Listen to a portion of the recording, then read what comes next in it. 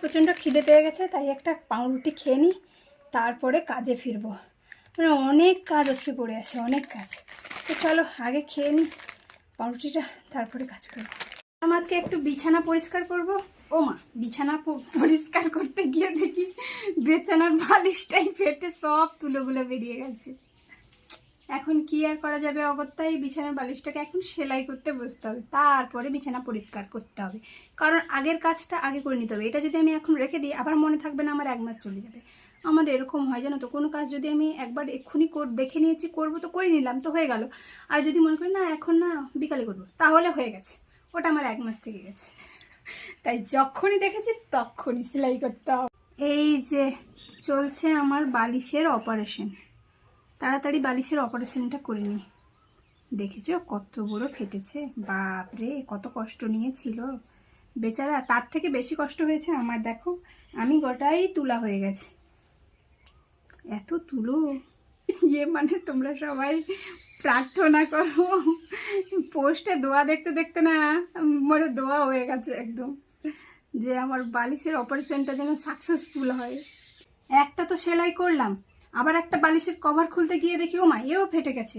দুজন শুধু মারপিট করেছে রাত্রিবেলা, দুজন মারপিট করতে করতে বালিশের কভারগুলোকে সব ফাটিয়ে ফেলেছে। এরা এত কাটাকাটি করে আর আমার অপারেশন করতে হয় শুধু, কি জ্বালা এদের নিয়ে। আমি এখন অন্য কাজগুলো কখন সারবো? আমি তো একটা শিডিউল করে নিয়েছিলাম যে এই কাজটার পর এই কাজটা করব, ওই কাজটার পর। এরা দেখছি আমার কাজ শেষ করতে দেবে না, একজন কাটাছেঁড়া করে নিয়ে চলে আসছে, আর আমাকে বসে বসে অপারেশন করতে হচ্ছে। যা, ওর অপারেশন হয়ে গেছে, এখন আবার এটা করে দিই, না সেলাই করলে আবার ঘা শুকোবে না। তারপরে এগুলোকে রোদে দিতে হবে, এরা এত মানে ইনফেকশন হয়ে যাবে না হলে অপারেশনের জায়গাগুলো, তাই এদেরকে আজকে রোদে দেবো।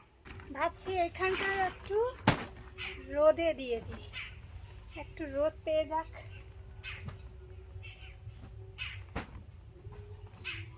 বাবা, একটা তো একদম ভেজা ভেজা। আজকে অনেক জিনিস কাচার আছে, আমার হাতে যা আছে তো আছে, আরও ওই দিকটাই পড়ে আছে অনেকগুলো জিনিস, এগুলো সব আজকে কাচাকুচি করতে বেশি নোংরা। এই যে এই দিকটাই পড়ে আছে দেখেছো, এগুলো সব আজকে কাচাকুচি হবে। তো চলো তাড়াতাড়ি করে কেচে ফেলি।